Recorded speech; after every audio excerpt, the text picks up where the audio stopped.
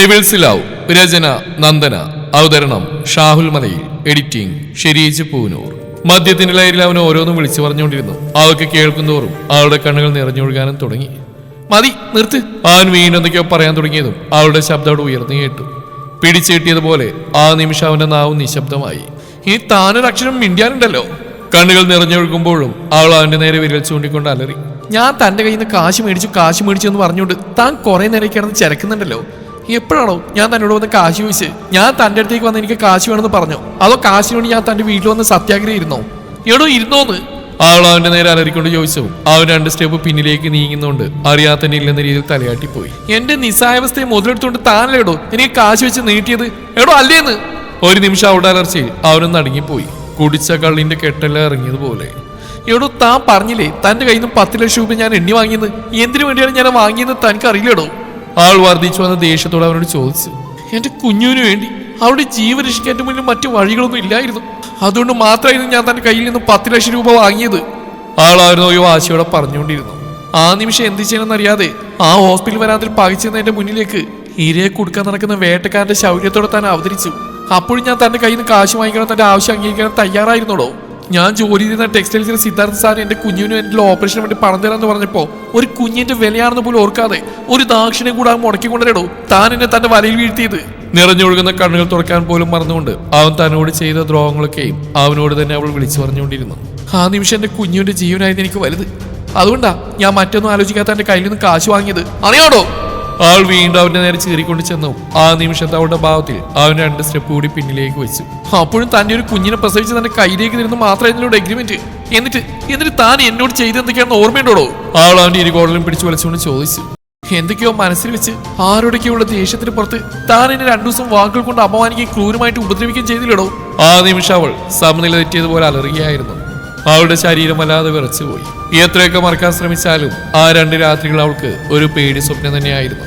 ഞാനും ചോദിക്കട്ടെ, അത്ര ഉപദ്രവിക്കാനും മാത്രം എന്ത് തെറ്റായിരുന്നു ഞാൻ തന്നോട് ചെയ്ത്? താൻ ഇടയ്ക്ക് പറഞ്ഞിരുന്നല്ലോ എന്റെ കുടുംബം ചെയ്ത് തെറ്റിന് പേരിലാണ് താൻ എന്നെ ഉപദ്രവിക്കുന്നത്. അതിന് മാത്രം എന്ത് തെറ്റാണോ എന്റെ കുടുംബം തന്നോട് ചെയ്ത്? എന്റെ ചിറ്റ എന്ത് തെറ്റാ തന്നോട് ചെയ്ത്? ഇങ്ങനെ ഒരു ദ്രോഹിക്കാനും മാത്രം എന്ത് പാപാടോ ഞാൻ എന്റെ കുടുംബം നിങ്ങളോടൊക്കെ ചെയ്ത്? അവൾ അലറി വിളിച്ചുകൊണ്ട് ചോദിച്ചപ്പോഴേക്കും ഒരു നിമിഷം അവൻ കണ്ണുകൾ മുറുക്കി അടച്ചുകൊണ്ട് തിരിഞ്ഞു നിന്നു. ആൾക്കുള്ള മറുപടിയായി പറയാൻ നാവിൻ തുമ്പിൽ ശക്തമായ ഒരു കാരണം തെളിഞ്ഞിരുന്നെങ്കിലും ആ നിമിഷം അവൾക്ക് മുന്നിൽ അത് വെളിപ്പെടുത്താൻ അവൻ ആഗ്രഹിച്ചിരുന്നില്ല. എന്താണോ മറുപടിയില്ലേ തനിക്ക്? അത് തന്നെ നാവറിപ്പോയോ? വീടാൻ ഭാവമില്ലാത്ത പോലെ അവൾ അപ്പോഴും അവന്റെ നേരെ ആക്രോശിച്ചുകൊണ്ടിരുന്നു. അല്ലെങ്കിൽ തന്നെ പോലുള്ളമാർക്കൊക്കെ പെൺകുട്ടികളോട് കൈകരുത്ത് കാണിക്കാനല്ലേ അറിയൂ. ഡൽഹി പീഡന കേസിൽ 5 നരാധമന്മാരെയും തന്നെയൊക്കെ ഒരേ പേരിട്ട് എന്നെ വിളിക്കേണ്ടത് റേപ്പിസ്റ്റ്. പറഞ്ഞിരുന്ന അവിടെ കാരണത്ത് അവന്റെ ശക്തമായ കരങ്ങൾ പതിഞ്ഞു. പെട്ടെന്നുള്ള അവന്റെ പ്രവൃത്തിയിൽ പകച്ചുകൊണ്ട് അവന്റെ മുഖത്തേക്ക് നോക്കി. ആ നിമിഷം അവനോട് കവളിൽ കുത്തിപ്പിടിച്ചുകൊണ്ട് മുരണ്ടു. You bloody. അവൾ പറഞ്ഞ ഓരോ വാക്കുകളുടെയും കാഠിന്യത്തിൽ അവന് അപമാനവും വേദനയും തോന്നി. അവന് തന്നെ സമനില തെറ്റുന്ന പോലെ തോന്നി. നിന്റെ ഇല്ലില്ലാത്ത നാവുകൊണ്ടിന്റെ ഒരു അക്ഷരം മിണ്ടിയാനുണ്ടല്ലോ, കൊന്നുകളയും ഞാൻ. അവനവളെ പിന്നിലേക്ക് തള്ളിക്കൊണ്ട് അലറി. ഒരു നിമിഷം അവന്റെ ആ മുഖഭാഗത്തിൽ അവൾക്ക് വല്ലാത്ത ഭയം തോന്നി.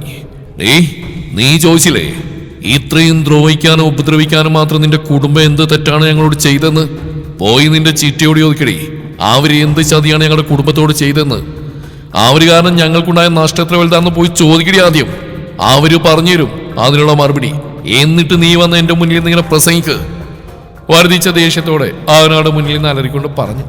ശേഷം ഇനി അവളോടുള്ള ദേഷ്യം തീരാതെ ചുമരിലേക്ക് ആഞ്ഞിടിച്ചുകൊണ്ട് അവൻ ഡോറിൽ പുറത്തേക്ക് ഇറങ്ങിപ്പോയി. അപ്പോഴവൻ പറഞ്ഞ വാക്കുകളുടെ പൊരുളറിയാതെ പകച്ചു നിൽക്കുകയായിരുന്നു തനുശ്രീ. കണ്ണിൽ സൂര്യപ്രകാശത്തിന്റെ വെളിച്ചം വീണതും തനുപതിയെ കണ്ണുകൾ ചിമ്മി തുറന്നു.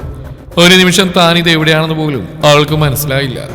അവൾ കണ്ണുകൾ ഒന്നുകൂടി മുറുക്കി അടച്ച് തുറന്നു. അപ്പോഴാണ് താനിപ്പോൾ ദത്തന്റെ റൂമിലാണെന്ന് അവൾക്ക് മനസ്സിലായത്. അതുപോലെ താനിപ്പോൾ സോഫയിൽ കിടക്കുകയാണ്. അവളുടെ കണ്ണുകൾ ചുമരിൽ പതിപ്പിച്ചിരിക്കുന്ന ക്ലോക്കിലേക്ക് നീണ്ടു. 6 AM. നേരം വെളുത്ത് തുടങ്ങിയിട്ടേയുള്ളൂ. അവൾ ഒരു നെടുവീർപ്പോടെ സോഫയിൽ എഴുന്നേറ്റിരുന്നു. തലേ ദിവസം രാത്രി അത്രയും ദേഷ്യപ്പെട്ടുകൊണ്ട് ദത്തൻ പുറത്തേക്ക് ഇറങ്ങിപ്പോയതും ഓരോന്ന് ഓർത്തുകൊണ്ട് സോഫയിലേക്ക് വന്നിരുന്നായിരുന്നു തനു. എപ്പോഴോ ഇറങ്ങിപ്പോയി. അവൾ ഓർത്തുകൊണ്ട് ചുറ്റിനും നോക്കി. ബെഡ് ശൂന്യമായിരുന്നു. ദത്തൻ ഇതുവരെ വന്നിട്ടില്ലെന്ന് അവൾക്ക് മനസ്സിലായി. അവൾ സോഫയുടെ ഡ്രസ്സിലേക്ക് ചാരിയിരുന്നുകൊണ്ട് കണ്ണുകൾ അടച്ചു. അപ്പോഴും അവളുടെ മനസ്സ് നിറയെ കഴിഞ്ഞ രാത്രിയിൽ ദത്തൻ പറഞ്ഞ വാക്കുകളിൽ കുടുങ്ങിക്കിടക്കുകയായിരുന്നു. ഇത്രയും പക തോന്നാനും മാത്രം എന്ത് ചതിയായിരിക്കും ചിറ്റ ഇവരുടെ കുടുംബത്തോട് ചെയ്ത്? അവൾ മനസ്സിലാതെ തന്നെ ആവർത്തിച്ച് ചോദിച്ചുകൊണ്ടിരുന്നു. നിർത്താ ഫോൺ ബെല്ലടിക്കുന്ന ശബ്ദം കേട്ടതും ഉറക്കത്തിൽ നിന്ന് വിഷ്ണു ഞെട്ടി ഉണർന്നു. കണ്ണുകൾ ചിമ്മി തുറന്നുകൊണ്ട് അവൻ ടേബിളിൽ നിന്നും കൈയെത്തിച്ചുകൊണ്ട് ഫോൺ എടുത്തു. ഈ കൊച്ചു എളുപ്പങ്കാലത്ത് ഇതാരാണാവോ? സ്ക്രീനിലേക്ക് നോക്ക് പോലും ചെയ്യാതെ പിറുവിറുത്തുകൊണ്ട് അവൻ കോൾ അറ്റൻഡ് ചെയ്ത് ചെവിയിലേക്ക് വെച്ചു. Hello, Vishnu here. Who is this? നിന്റെ അപ്പൻ. പെട്ടെന്ന് മറുവശത്ത് നിന്ന് ദത്തന്റെ അറസ്റ്റ് കേട്ടും അവന്റെ കയ്യിൽ നിന്ന് ഫോൺ വഴുതി താഴെ വീണു. എന്റെ അച്ഛനെ വിളിക്കാനാണോ ഈ കാലം കൊച്ചു എളുപ്പങ്കാലത്ത് ഉറക്കത്തിൽ നിന്ന് വിളിച്ചെഴുന്നേൽപ്പിച്ച്? അവൻ മനസ്സിൽ പറഞ്ഞുകൊണ്ട് ഫോൺ എടുത്ത് ചെവിയിലേക്ക് വെച്ചു. എന്താടാ പുള്ളേ, നിനക്ക് ഉറക്കൊന്നുമില്ലേ? ഫോൺ എടുത്തും വിഷ്ണു ദത്തനോടായി ചോദിച്ചു. ചിലക്കാതെ വന്ന് വാതിലുകൾ തെണ്ടി. എന്ത്?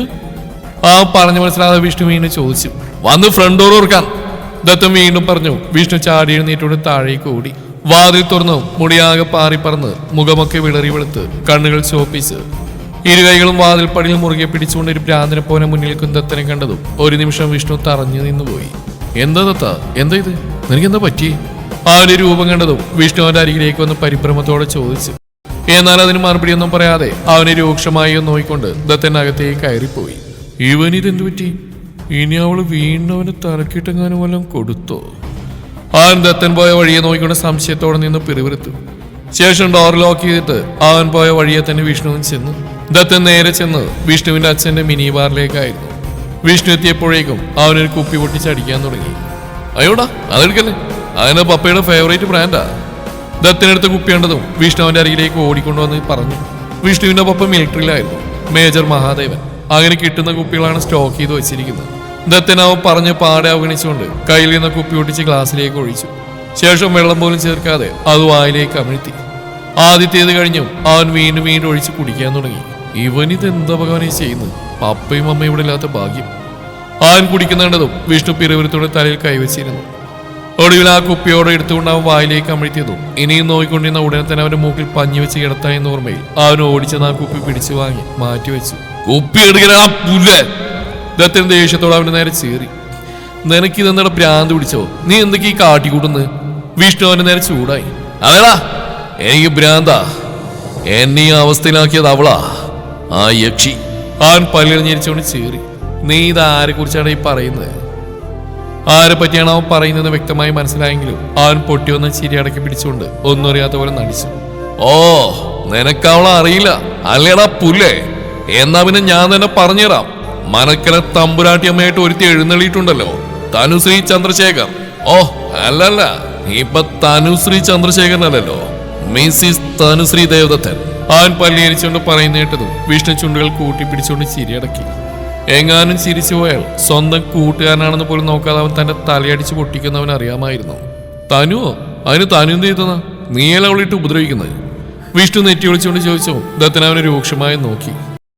അല്ലെങ്കിലും നിനക്കൊക്കെ അവളെ മതിയല്ലോ, നീയൊക്കെ അവളുടെ സൈഡല്ലേ. ആദ്യം എന്റെ അപ്പച്ചി അവൾ കയ്യിലെടുത്തു, ഇപ്പൊ നിന്നെയും. അവൻ ദേഷ്യത്തോടെയാണ് പറഞ്ഞെങ്കിലും അവന്റെ സ്വരത്തിൽ നിറയെ കൊച്ചുകുട്ടികളെപ്പോലുള്ള പരിഭവമായിരുന്നു. അത് മനസ്സിലായതുപോലെ വിഷ്ണു ഒന്ന് ചിരിച്ചു. എന്തിനാണ് പുള്ളി ഇരുന്ന് കിണിക്കുന്നത്? അവന്റെ ചിരിയാണതും ദത്തൻ ദേഷ്യത്തോടെ ചോദിച്ചു. പിന്നെ ചിരിക്കാതെ നിന്റെ ഈ പറച്ചില് കേട്ട ഏത് ഗൗരവക്കാരൊന്ന് ചിരിച്ചു. ഒരുമാതിരി കൊച്ചുകുട്ടികൾ അമ്മയോടൊന്ന് വരാതെ അറിയുന്ന പോലെ.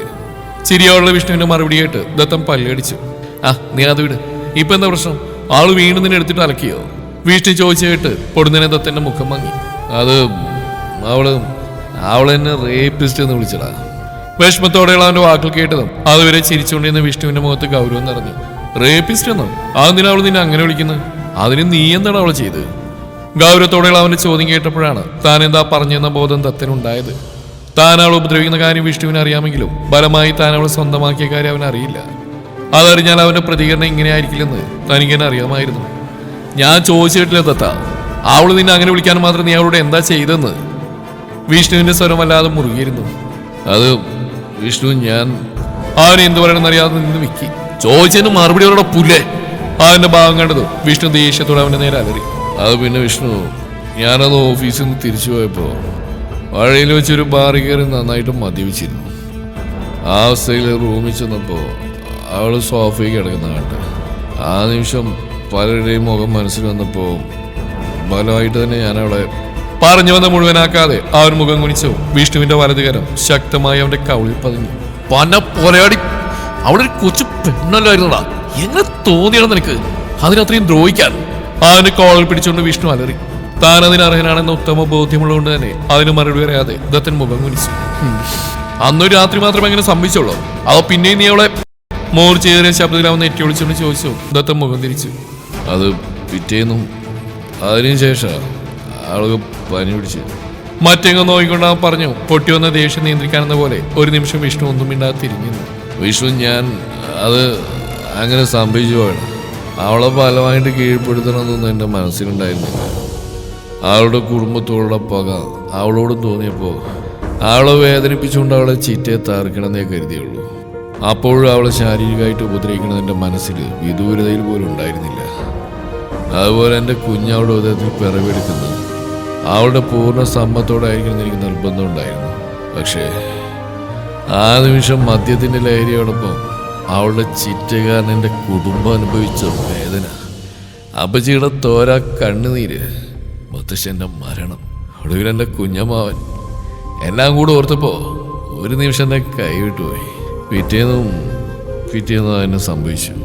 ആൻ മുഖം വിളിച്ചെന്നോട് പറയുന്ന കേട്ടതും വിഷ്ണു തിരിഞ്ഞവനെ നോക്കി. നീ ഇപ്പൊ പറഞ്ഞ ഒരൊറ്റ കാരണവും തനുവിനോട് നീ ചെയ്ത തെറ്റുള്ള ന്യായീകരണം അല്ല ദത്ത.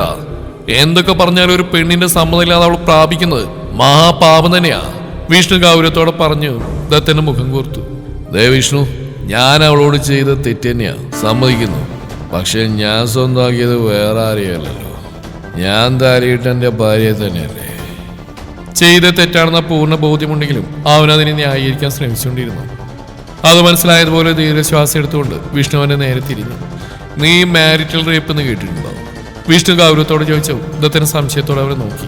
സ്വന്തം ഭാര്യ അവിടെ സമ്മതമില്ലാതെ ബലമായി കീഴ്പ്പെടുത്തുകയും ഉപദ്രവിക്കുകയും ചെയ്യുന്നതിനെയാണ് മാരിറ്റൽ റേപ്പ് എന്ന് പറയുന്നത്.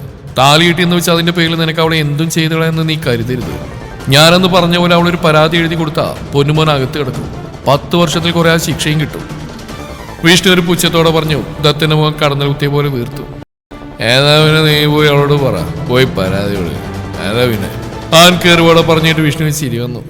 ചെയ്ത തെറ്റാണെന്ന് അവന് നല്ല ബോധ്യമുണ്ട്. എന്നാൽ അവ സമ്മതിച്ചു തരാൻ അവന്റെ ഈഗോ സമ്മതിക്കുന്നില്ല. വരട്ടെ, ഏടെ വരെ പോകും നോക്കാം. അത് മനസ്സിൽ പറഞ്ഞുകൊണ്ട് വിഷ്ണു അവന്റെ വീർപ്പിച്ചു വെച്ചിരിക്കുന്ന മുഖത്തേക്ക് നോക്കിയൊന്ന് പുഞ്ചിരിച്ചു. ക്ലോക്കിൽ 8 മണി അടിക്കുന്ന ശബ്ദം കേട്ടപ്പോഴാണ് പിന്നെ തനു കണ്ണുകൾ തുറക്കുന്നത്. അതുവരെ അവൾ ആ സോഫയിൽ തന്നെ ചാരിയിരുന്നുകൊണ്ട് ഉറങ്ങിയായിരുന്നു. അവളുടെ കണ്ണുകൾ പിന്നെയും ശൂന്യമായ ബെഡിലേക്ക് നീണ്ടു. ഇന്നലെ തന്റെ വാക്കുകൾ കുറച്ച് കൂടുതലായിരുന്നു. പക്ഷെ തന്നോട് ചെയ്തു വെച്ച് നോക്കുമ്പോൾ താൻ അത്രയെങ്കിലും പറയണ്ടേ.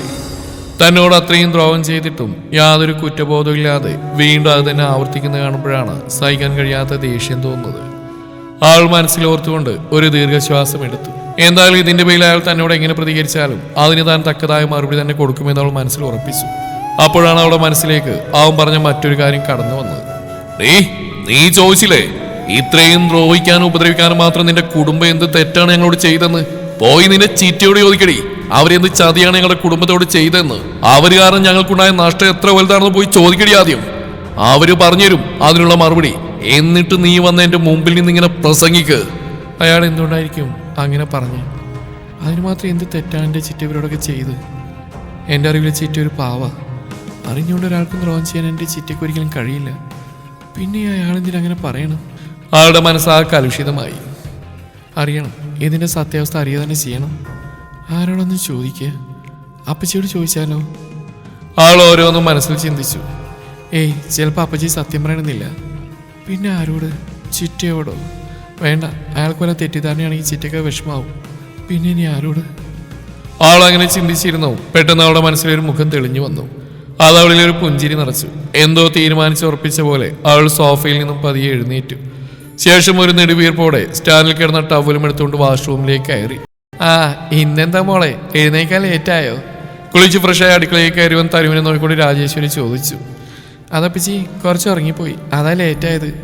മറുപടി പറയുമ്പോൾ അവളിൽ വല്ലാത്ത കുറ്റബോധവും ചാളിതയും തെളിഞ്ഞു നിന്നു. അതിനെന്താ മോളെ, ഉറങ്ങുന്ന അത്ര വലിയ കുറ്റമൊന്നല്ലല്ലോ. പിന്നെ മോളിവിടെ വന്നിട്ട് മലമറിക്കാനുള്ള പണികളൊന്നും ഇപ്പൊ ഇവിടെ ഇല്ല. അവരൊരു പുഞ്ചിരിയോടെ പറഞ്ഞുകൊണ്ട് കപ്പിൽ ഒഴിച്ചു വെച്ചിരുന്ന ചായ എടുത്ത് അവളുടെ കയ്യിലേക്ക് കൊടുത്തു. അപ്പോഴാണ് വാതിൽ കടന്ന് ശ്രീദേവി അങ്ങോട്ടേക്ക് വന്നത്. അവരെ കണ്ടതും താൻ കുറച്ച് ഒതുങ്ങി നിന്നു. അപ്പോഴാണ് ശ്രീദേവി അവളെ കാണുന്നത്. ഒരു നിമിഷം അവരുടെ മുഖത്ത് കോപം തെളിഞ്ഞു. മൂട്ടിൽ വെയിലടിക്കുന്നവരെ കിടന്നുറങ്ങിയിട്ട് ഇപ്പോഴാണ് ഓരോന്ന് അടുക്കളയിലേക്ക് വന്നു കയറുന്നത്. കയ്യും കഴുകി ഇരിക്കുമ്പോ ഉണ്ടാക്കി മുന്നിൽ കൊണ്ടുവച്ചാൽ നീ ഇവിടെ വേലക്കാരിയും നിർത്തിയിട്ടില്ലല്ലോ. ദേഷ്യത്തോടെ അവർ തനുവിനെ നോക്കിക്കൊണ്ട് ചോദിച്ചു. അവളുടെ മുഖം വിളറി വെളുത്തു. ഏടത്തി എന്തൊക്കെയായി പറയുന്നത്? പെട്ടെന്നുള്ള ശ്രീദേവിയുടെ ആ സംസാരത്തിൽ രാജേശ്വരി ഒന്ന് വല്ലാതെയായി. ഞാൻ പറഞ്ഞതിൽ എന്താ തെറ്റ് രാജി? ഒരു വീടാകുമ്പോൾ അവിടെ ചില ചിട്ടവട്ടങ്ങളൊക്കെ ഉണ്ടാവും. ഇവളിവിടുത്തെ മരുമകളല്ലേ? അതിരാവിലെ എഴുന്നേറ്റില്ലെങ്കിലും ഒരു 6 മണിക്കെങ്കിലും എഴുന്നേറ്റ് വന്ന് ഇവിടുത്തെ കാര്യങ്ങളൊക്കെ നോക്കിക്കൂടെ ഇവൾക്ക്? എന്തേ നിന്റെ വീട്ടിലൊന്നും പഠിപ്പിച്ചിട്ടില്ലേ? വലിയ വീട്ടിലെ ആണുങ്ങളെ വളച്ചെടുക്കാൻ മാത്രമേ അവിടുന്ന് പറഞ്ഞു തന്നിട്ടുള്ളൂ. അല്ലെങ്കിലും കുടുംബത്തോട് അതാണല്ലോ ശീലം. ഏടത്തിയുടെ വാക്കുകൾ അതിനെ കിടക്കുന്നു. തനുവിനെ നോക്കിക്കൊണ്ട് അവർ അവജ്ഞയോടെ പറഞ്ഞു നിർത്തിയതും രാജേശ്വരിയുടെ ശബ്ദം ഉയർന്നു കേട്ടു. അതോടൊപ്പം തനുവിന്റെ എങ്ങനടി അല്ലെങ്കിൽ ഞാനെന്തെങ്കിലും പറയുമ്പോഴാണല്ലോ ആർക്കും പിടിക്കാത്ത. ഇവിടെ കുടുംബം ചെയ്യുന്നെല്ലാം പുണ്യപ്രവൃത്തിയും. അപ്പോഴും അവർ കലിയടങ്ങാത്ത പോലെ പറഞ്ഞുകൊണ്ടിരുന്നു. ഏടത്തി, ആരെങ്കിലും എന്തെങ്കിലും ചെയ്ത് തെറ്റിന് ഇവളെ വെറുതെ ക്രൂശിക്കരുത്. അതിന് മാത്രം ഈ കുഞ്ഞ് എന്ത് ചെയ്തു? രാജേശ്വരി ദേഷ്യത്തോടെയും വിഷമത്തോടെയും ചോദിച്ചു. ഇവൾ എന്ത് ചെയ്തെന്നോ? എന്റെ കുഞ്ഞിന്റെ താലി അണിഞ്ഞുകൊണ്ട് ഇവൾ ഇങ്ങോട്ട് കയറി വന്നു കഴിഞ്ഞാൽ ഇവൾ ചെയ്ത തെറ്റ്. തുടരും ഈ കഥയുടെ ബാക്കി ഭാഗം നാളെ ഇതേ സമയം.